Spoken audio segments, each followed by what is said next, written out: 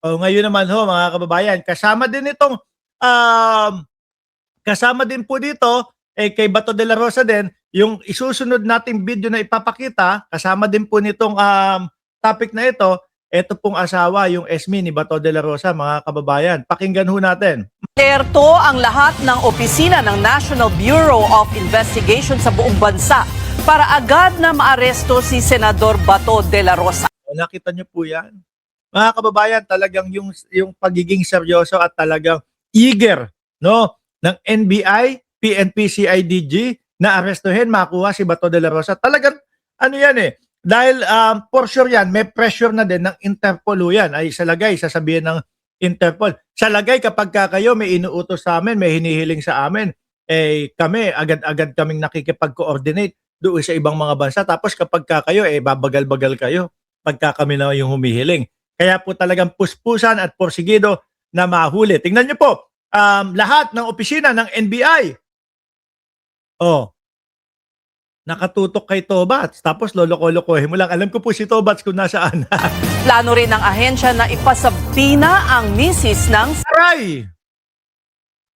Alam niyo po, ayan, dumating na sa punto na dumating na po si Ma'am Dalibabe Castro. Yan, shout out po sa inyo, no?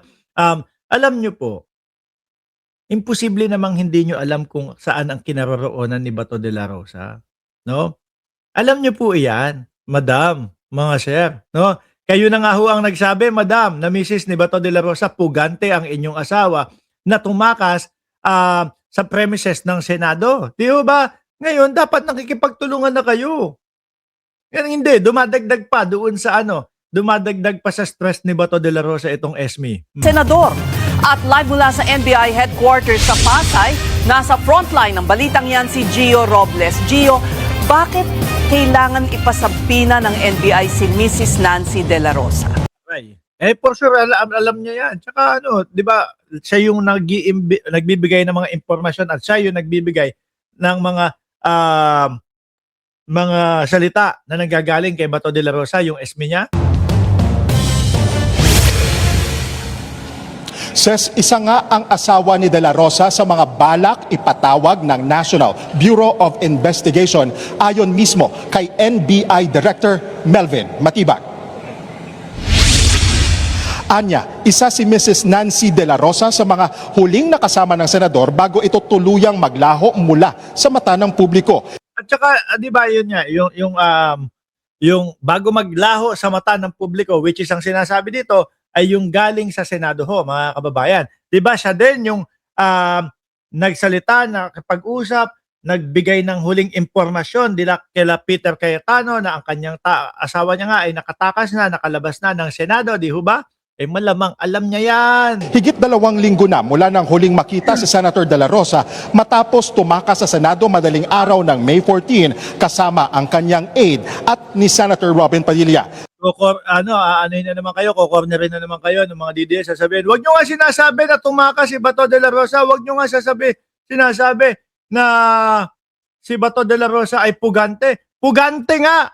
Pinaghahanap ng batas. Ano pa ba ibang dyan? Mismong asawa na nga sinabi, pumuga tumakas yung asawa niya, escape. Di ba? Bahala kayo sa buhay niyo mga DDS. Pinagbasehan ng NBI ang mga social media posts ng asawa ni De La Rosa. Ano nakasulat? To be legal, you must have a Philippine court issue search warrant or warrant of arrest. Otherwise, Na ginamit umano ng okay na po for now. Just doing their job, understandable, we stand by you as long as dapat legal at dapat patas. So alam niya kung ano yung mga ginagawa na. O di pati yung mga anak, di ba, na nagtatrabaho doon sa Senado, kung nasabi niya just doing their job, hindi yung mga kapulisan just doing their job pero okay na si Bato.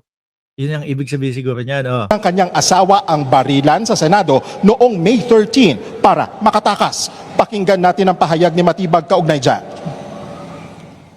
Of course, we're contemplating an issue of subpoena to his wife also. Kasi may statement siya yung wife niya, if you will recall, sa sa online news nyo, that what happened on May 13 yun yung ginamit na opportunity ni Senator Bato to escape the arrest. Nako po, yan.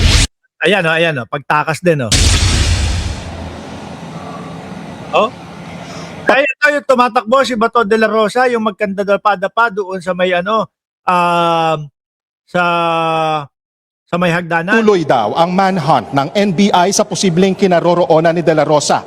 Anything is possible. Ika pa ni Matibag nang matanong kung sa Luzon, Visayas o umuwi na sa Mindanao ang puganting senador. Dagdag pa ni Matibag, nakaalerto ang mga regional offices ng NBI sa buong bansa kaugnay dyan.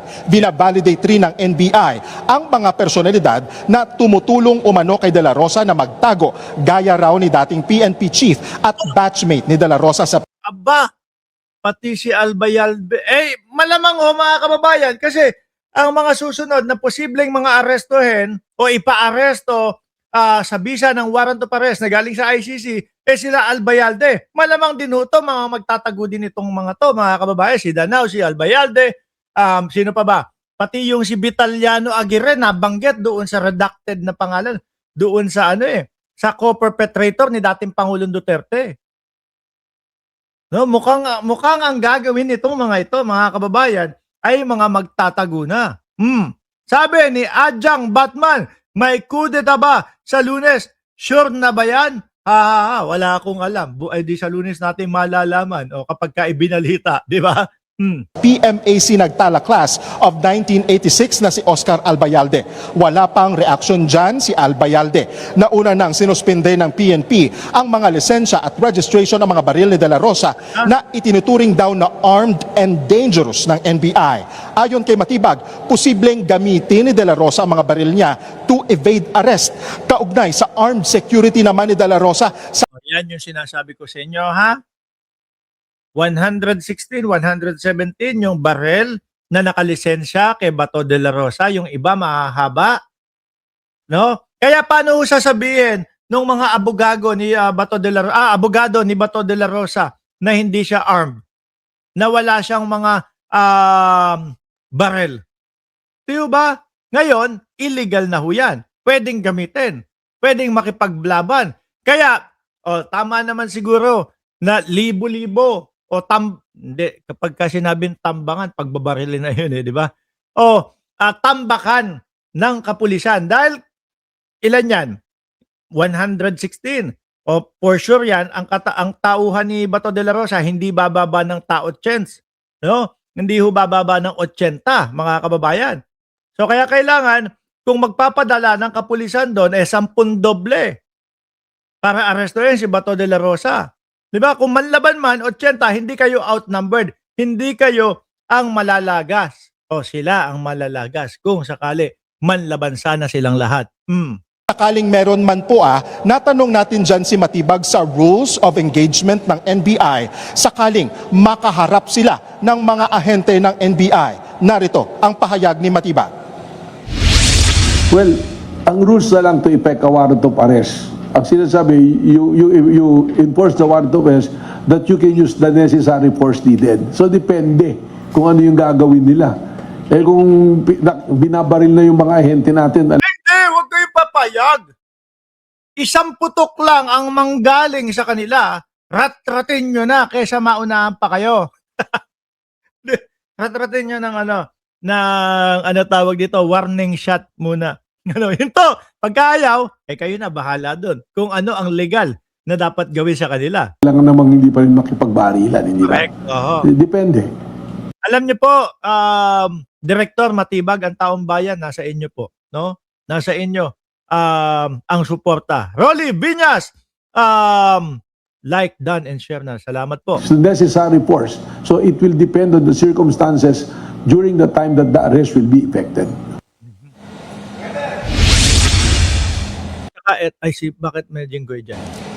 Bukod kay De La Rosa, iginiit naman ni Matibag na walang magiging special treatment kay Senator Mamaya na yan kasi susunod nating topic yan. Kaduktong ho niyan, mga boss chief sir, nung kay Bato de la Rosa, di ba nga, mga kababayan,